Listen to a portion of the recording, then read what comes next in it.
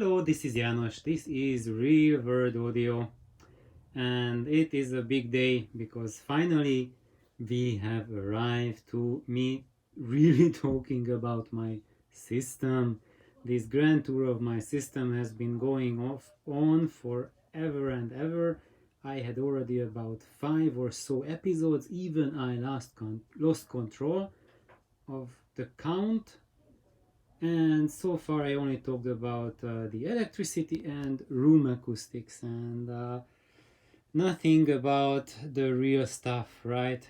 So now, after that judicious dose of aperitif, now let's talk about my system, and let's make it count. So I want to give this description about my system to have more value than just a list of components, because usually that's what we get, that okay, I have this and that loudspeaker, this and that amplifier, this and that preamp, source, cabling, blah blah blah, and then really nothing else. We can just applaud that, wow, that's a nice setup, look at that. Or maybe, man, that's not so good, he could have had like the plus version of the deck, not just the plain one, or a better speaker, or I would have chosen another cable. But and often when you have those kind of dry descriptions, that it doesn't give you uh, any usefulness that you can translate in your own life. So now I want to make this description in a format, to give you the context on how I developed it, how I got to this point, so that you can relate to it and use it for yourself and just get some advice. So basically what you see from there to there, that's my system. It doesn't fit in my camera view, and I am sitting right now on the carpet in front of my sofa. No, I sit in the sofa, so this is the listening position, and from here I can almost fit the system in the screen. And actually now the mirages are here in the room, but they are not part of my current system. They are just placeholders, so they're just keeping the floor safe under them, for the very simple reason that I don't have space anywhere else in my house where to put these speakers. And don't get me wrong, they are a lot of fun speakers, and I have many friends who would be happy with them as their final speakers, and then they're really fantastic. As my buddy Irvin, he said that these guys, they are quite modified, but they really can hold their place compared to current production loudspeakers in the $10,000 range. So they look like ugly ducklings, and they are about 25 or so years old, but they have a lot of kick in them, and refinement that's not obvious from their nature.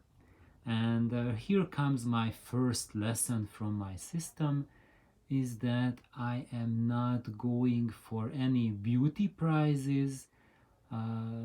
I'm not saying that I don't care about the looks, how my components look, but as you see, I am not looking for 21st century chrome and Kevlar and I don't know what else looks, or just like the shiny LEDs with the laser remote control. That sort of aesthetics is not appealing to me at all. I much prefer the vintage looks, like for example you see the Ampex amplifiers down on the floor, or the single-handed amplifier there.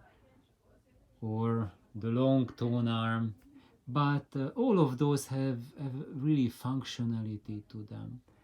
And of course I could have some more modern stuff with me, but I am when I'm deciding on a gear purchase, I am not going for I'm not following that route that most people follow, that binge on reviews, find the one that gets the best reviews, and then find the cheapest outlet where I can buy that from, mail order it, and then listen to it. I don't like it, but put it up on Craigslist, go for the next one, and do like 50 or so rounds of this process, and then finally I have something that I'm happy with, more or less.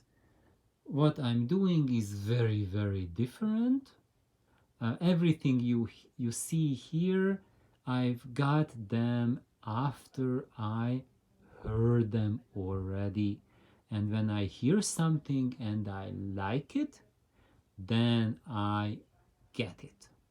And after I have it, then I spend months with it, listen to it, live with it for a month, not just a quick A/B decision and then okay, I heard like 2 songs from a demo disc.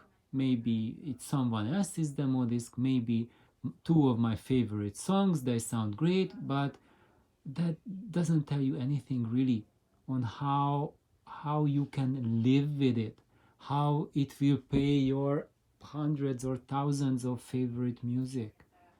2 songs cannot tell you that. The only way you will learn how you will like it is when you live with it.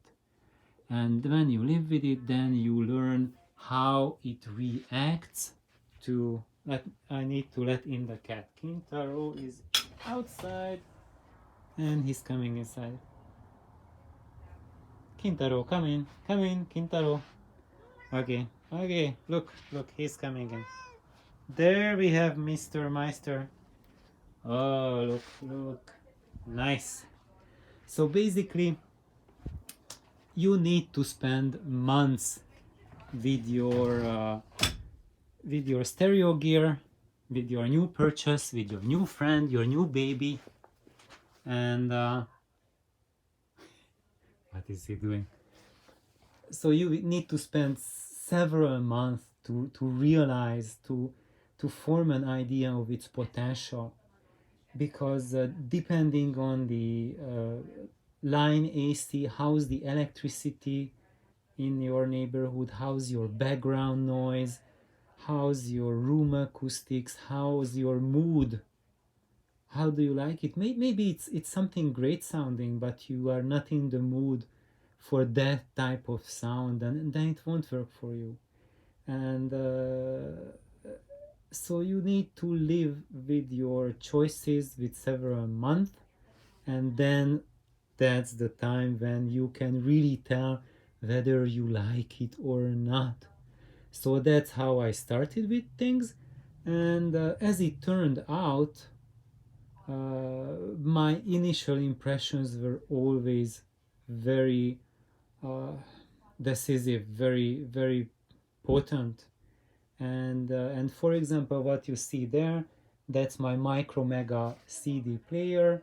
That's a Micromega Stage 5. I would say that was my first CD player, but that's not true, because my first CD player was a Micromega Stage 3, and unfortunately I killed it while modifying it, and I tried to replace it and I couldn't find another Stage 3, so I got the next thing that was available closest to it, and that was this Stage 5.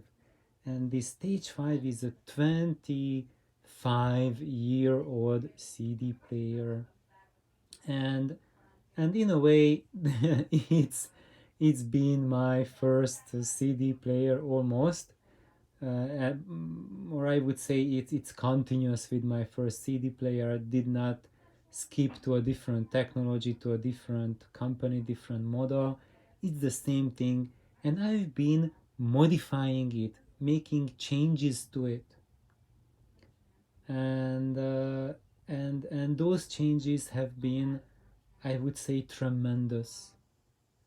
And everything hinged on the fact that I have chosen a CD player that had a sound that I liked, and and because I liked the tone of it, how it presented music, that it focused first and foremost on musicality, on making natural sounding recordings sound great, and it's not so good with carefully manipulated recordings like Diana Krall live in Paris or something like that, where they really adjusted and tweaked it to make it sound perfect on systems that have really sculpted sound, that are tweaked towards a really specific application. This is a player that loves music, that was recorded like with just a microphone direct to the tape, and recorded pure, without any changes, or maybe just adjust the volume or something, and the least changes, the better the music is rendered through that player. And what it had as shortcomings was it was not as high resolution and high detail level as the other players are or were. It did not have as good bass response, so it didn't go as deep, and so these kind of small minutiae, small things. It wasn't as dynamic as the best players, but it played music phenomenally. So when I put on piano recordings, it to me, the way it can render a concert piano, it's much more faithful to life than many of the very very expensive players, both in the past and in the present. So that's how I chose for tonality and musicality and long-term listenability, and and also durability. This player can basically, if you want to play music on it non-stop for a whole week, it will not complain. You can use and abuse it as much as you can. It's like a brutal workhorse, and as I said, it's 25 years old and it's still playing beautiful music. And of course, with the modifications that I have done to it, I have drastically transformed those elements that were the weakness of the original model, which is the lack of the deep frequencies, lack of deep bass. Now it has fantastic deep bass, it has much higher resolution, much higher dynamic capability, much better imaging, better black levels, everything is better, but the musicality is still there. So basically, he is the oldest part of my system. I can say that it was actually the stage 3, the predecessor, was the first audiophile gear that I ever bought. And yep, so it started me basically on my serious audio journey, and and I never ever regretted being faithful to it, and I am just so glad, and I want to share this with you, that the road of happiness, it doesn't come through tossing away gear like toilet paper, and just, just wiping a new one every day or every month. And it's about making a right choice based on actual listening. So I have had lots of comments on my channel that people were buying things that were like superbly reviewed and they really regretted it. Of course, that's not true for everyone. Some people, when they buy something without hearing that were reviewed, they are very happy with it. But it can go both ways. My experience to share with every component, every single component, not just CD player, but cartridge, turntable, whatnot, is that listen to it, and then you will know that that component that you are auditioning, that you are listening to it, uh, is that component, is it staying for life with you, is it staying for a very long time, or it's going to the landfill very very soon. And talking about landfill, so you see that a lot of things that you see in my room, they were saved from becoming landfill. And for example, you see those Ampex amplifiers. I really do, those are push pull amplifiers, and really I have been from the start of my audio journey a really hardcore single-handed triode boy, and I didn't care anything at all about push pull, even though my first amplifier was a Dynaco Stereo 70, and it's a push pull pentode amplifier, and I love it to death. It's one of my favorite amplifiers ever, and I still have it. I have not gotten rid of it because I love it. It's also Nelly's favorite amplifier, and I had the Stereo 70 first, and then I started building my Darling amplifier, which morphed into its current form. And basically, that you see there, the Darling amp, that has been my main amplifier for 20 years. Yes. So my CD player served for basically for 20 years, and my main amplifier also for 20 years, and I haven't changed either of them. They are here for the long haul, and they will stay. And then I came across of these Ampexes, and actually they would have gone to the landfill, and I said no, they are not going to trash, I'm going to save them. And just out of curiosity, I didn't think any serious of them, but I just tried them out because I knew that these are theater amplifiers, and I knew that these amps, they were actually in the University Avenue movie theater.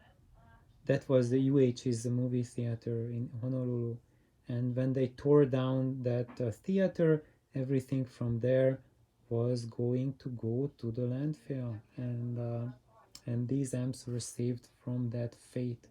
And for movie theater amplifier, the big ones, they are the ones that everyone is raving about. They are the ones that are famous, that are collectible.